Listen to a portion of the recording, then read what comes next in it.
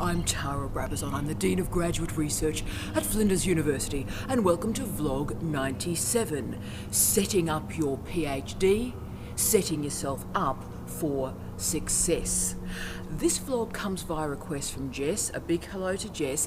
And she said I talk a lot about a setup document that I distribute to my students 2 weeks before they commence their candidature. And I've talked about this setup document when I'm training PhD supervisors and also when I'm talking to you, our wonderful students. And so Jess wanted me to share that document and talk about its value for doctoral education. And yes, it is a set-up document.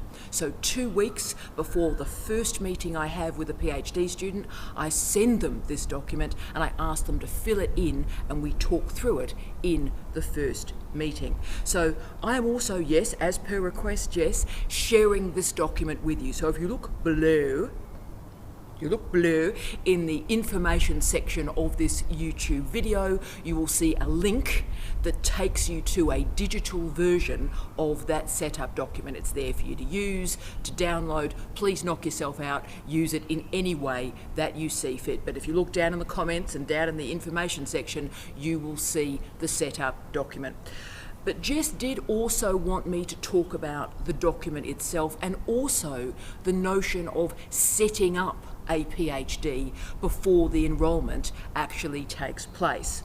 And yes, this document has a lot of values. It is diagnostic, so it tells me about you, your strengths, your weaknesses, but I think probably the most important part of this setup document is it helps you overtly and with consciousness configure a relationship with your supervisor. So it ensures that that relationship is sound and solid. And the final bit, I think, of what this setup document does is it is prescriptive. It says to you, right, what is your first year going to look like? And instead of just sort of flapping about, it asks that you start to nail down some variables in your research project that is important at the early stage. So it is quite significant for the project. It asks you to sort of work out why the project matters at this early stage, and that becomes important, as I'll describe later on. So for all our wonderful students at Flinders University that are about to start, hello, we are so excited to have you with us, and welcome. For our students that are about to start, this document could be of real use to you. But wherever you are in your candidature, even right at the end, it might be a moment just to make yourself a cup of coffee and look at this document and pause and consider where you are now and your motivations, your expectations, and your assumptions about your PhD. Now, I give this to all my students, and all my students finish very quickly. They finish in 3 years, and one of the reasons I think they finish is because of this setup document. And I give it to all my students. The students I've taught from first year, I've had a lot of students that from the first year, the first lecture of their first year, I taught them, and I taught them all the way through to the completion of their PhD. I have a group like that.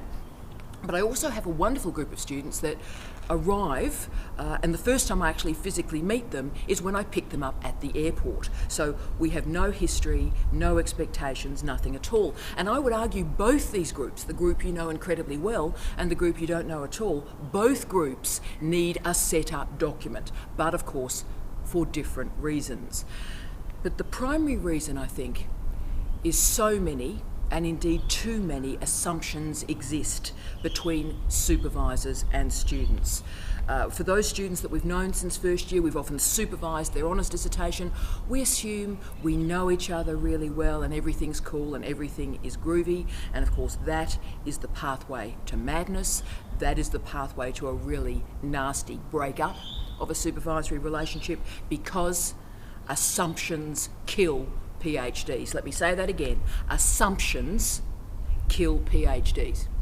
If PhD students enter a program thinking that it's just going to be like honours, then we are in trouble from the very start. So when I hear people, academic students, say, oh look, a PhD is like honours, just bigger, that is the path to madness. You would also be wrong. The PhD is very distinct and very distinctive from an honours dissertation. Very, very different, radically different. So for students who know me and I know them well, the setup document is absolutely crucial because this is a line in the sand. This document is a moment of overt discussion to state we had this great relationship and all these experiences, but you know what? This is different. This is going to be different. Our relationship will change and my expectations of you will change. And that's a particularly challenging conversation to have if the students obviously attained first class honours. I'm a big believer in first class honours. It is a rare and very precious qualification and mark, very precious. But even with first class honours, there needs to be this overt recognition that a PhD is new, it's challenging, it's innovative. You are about to do something that 99% of the world's population could not do. So thinking that this is business as usual is again delusional. This is business as unusual. That's what a PhD is.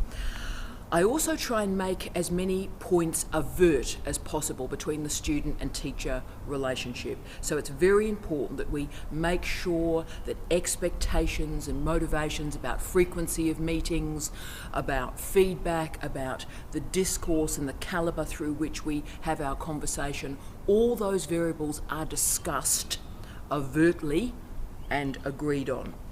We need to negotiate this relationship with honesty, with clarity and with precision.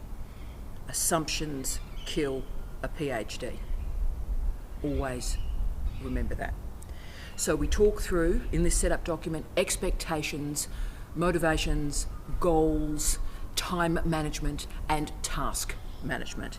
So we work on the relationship between the student and the supervisor right at the start. So we think about those regularity of meetings. So no one gets disappointed and disillusioned 3 or 6 months in. From the start, we nail this down. So also if students have an impairment, then we talk about that right at the start if they choose to. So if students with an impairment wish to disclose that, then that's great. Please do it at the first meeting if you are comfortable. And from that disclosure, we can configure modifications and enabling strategies to ensure you have a stellar candidature. It remains your choice. It remains in your gift. But also if you do disclose impairment issues, we can start to create a culture of support around you. Now, for the new students who don't really remotely know their supervisor beyond a few emails and maybe some Skype discussions, that relationship has to be built from the ground up. So that's actually quite healthy, and this setup document provides the discourse, provides the talking points, if you will, to discuss the nature of a PhD. So what is this actually going to look like? And we don't know each other, so let's use these talking points to start to get comfortable with each other. So yes, this setup document organises the personal relationship. Now that might be seen to be a bit, that's a bit soft, that's a bit naff, why are we spending so much time talking about the nature of the relationship? Let me tell you why. Let me tell you why. The difference between the students who finish a PhD and the students who leave a program has nothing to do with the intellectual ability of the student. So whether you finish a PhD or whether you leave a PhD has nothing to do with your intellectual ability. None. All the studies around the world have shown. They look at the attrition of PhD students, and you know what? Intellectually, the students that finish, the students that leave, are of equal ability. What's the difference between a student that finishes and a student that pulls out? The calibre of the supervision. Boom. Okay, so it is important therefore to work on that relationship. That relationship will get you through difficult times. The second major task of this setup document is to actually look at the project. So we've looked at you, we've looked at your supervisor, we've looked at the relationship. Now let's look at the project. Now let's look at the research. And what the setup document does, to be frank, is enact backward mapping, time management, and yes, task management. There are two reasons I think that this is important, that we focus on the project in the first meeting. Firstly, it gives you a flying start to your first year. The characteristic of students that finish in 3 years, or the minimum time internationally, is they have a flying start in the first year. You have a good first year, boom, you've got a pretty good chance of getting this thing through. Your first year must be amazing, and that setup document gives you that energy and that momentum, and if you like, the backward mapping to give you that startling first year. You're not going to muck about because you've planned what you're going to do in the first week, in the first month, and the first year. Secondly, the setup document also asks you to specify, to write down why your project matters, why your project is meaningful. So right from the start, why are you doing this? Why do we care? Why do we give a damn? And therefore, with these sort of difficult thoughts, you start to be able to frame the important sentence. My original contribution to knowledge is. You need to have an end to that sentence. And also, if you do the setup document properly, it stops you getting lost in your project. So, you don't sort of go down a cul-de-sac and go, all right, well, that's terribly interesting, but how does that connect with your PhD? It keeps all the tentacles together, so you're going down the highway rather than getting yourself down a roundabout and a cul-de-sac. So make sure from week one you have an answer to the key question. Why am I doing this? Why am I doing this? And of course, in difficult times, you go, why am I doing this? Why am I doing this? And you know what? I need you every day to have an answer to that question. So this setup document is also predictive, as I've talked about. It asks you right at the start to predict the shape of your research and even prescribing possible chapters or topics of interest. But it also, and this is really important in the setup document, so important for all disciplines, it asks you to list who are the key researchers in your field. List them. What are the key articles? What are the key texts in your field? And list them. Now, if you're savvy, once you've put in place the list of the key researchers, the key publications, you can then construct Google Scholar alerts, and so every new citation, every new piece that mentions them starts to come directly into your inbox from the first week of your candidature. Right, so the final reason we have this setup document is diagnostic, and this is crucial, so important. What I need students to do is, with honesty and clarity, log right at the start their strengths and their weaknesses. And you need to trust your supervisor enough to share those strengths and weaknesses with them. So if you do have writing issues, if you've got media literacy or information literacy issues, then disclose it. Talk about it. And remember, your supervisor, and indeed the Office of Graduate Research, will be able to provide suites of support around you. It's all available to plug in as you require. So if there's software, if there's interfaces that you would like to use, then engage in that specific skill development right at the start. So don't be embarrassed. Feel free, please, log the worries, log the challenges, log the weaknesses, and then together the supervisory team can address them right at the start. And this is the information literacy bit of this vlog, and I don't talk about it enough, and it's one of my great passions in my research career. But information literacy is the key skill set in education, let alone in a PhD program. And librarians are so valuable to a higher degree. Yes, I've always described libraries as the cranium of a culture, but librarians, the skill set, the expertise, the knowledge that librarians have can make your life easier. Meet your librarians early, get to know them well. And it is amazing, almost on a daily basis, students come into my office and say, oh look Tara, I'm looking at this particular research area and there's nothing. There's no research in this area. I'm the first researcher in this area. And then I just simply go to my computer, I open up Google Scholar, and I put in 3 or 4 keywords about their research. And this actually happened yesterday. Put like 4 keywords into Google Scholar, press enter, And on an area where the student said there was absolutely no research, there were 1,265 articles on that topic since 2016. So that's a proxy that the student doesn't have information literacy skills, does not actually understand how to operate keywords, maybe doesn't understand enough in terms of the content to be able to get good data sets. So digitisation, as I've written about a lot in my career, poses a whole series of problems and challenges for reading, for writing and thinking. But it also has incredible advantages in terms of speed and in terms of internationalising our research. So it is important that you really know how to mobilise the full capacity of the online, digitised research environment. It will change your life. So please make sure you hold the information literacy skills that are required to do a PhD. It's so important. Yes, it will save you time. And please don't assume if you're using Twitter, if you're using Facebook, that you have any understanding how to do deep digital research. Very different skill sets.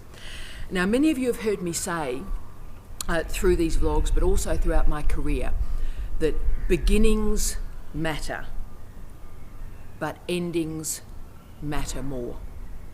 Beginnings matter, but endings matter more. And the key, I've always argued, to a quick PhD completion is making sure that your motivations are expressed and they are distinct from the assumptions that you bring into a PhD program. I want your assumptions revealed, I want your skill sets and your skill deficits talked about and resolved, and I want predictive planning for your research put in place. So most importantly, I think that's what the PhD setup document does. It is the foundation for the first key conversation between the student and the supervisor. My first meetings take 2 hours and we go through the setup document 1 page at a time and talk about it. So my meetings, my first meetings in particular, are very highly structured. They really matter and they are the foundation for what we do. I often get asked around the world why all my PhD students finish quickly, and all of them have finished quickly, and the students that I've taken on as rescue doctorates who have been enrolled for 8 and 9 years then come into my candidature and finish quickly. So this is not an accident, this is not a vibe, this is not luck. This is andragogy. This is the deployment of a learning theory in a careful and considered way in the doctoral space. So there's no accidents in my candidatures. There is no accident in my supervisory structures. And there are many reasons that my students finish quickly, but 2 involve, firstly, this setup document.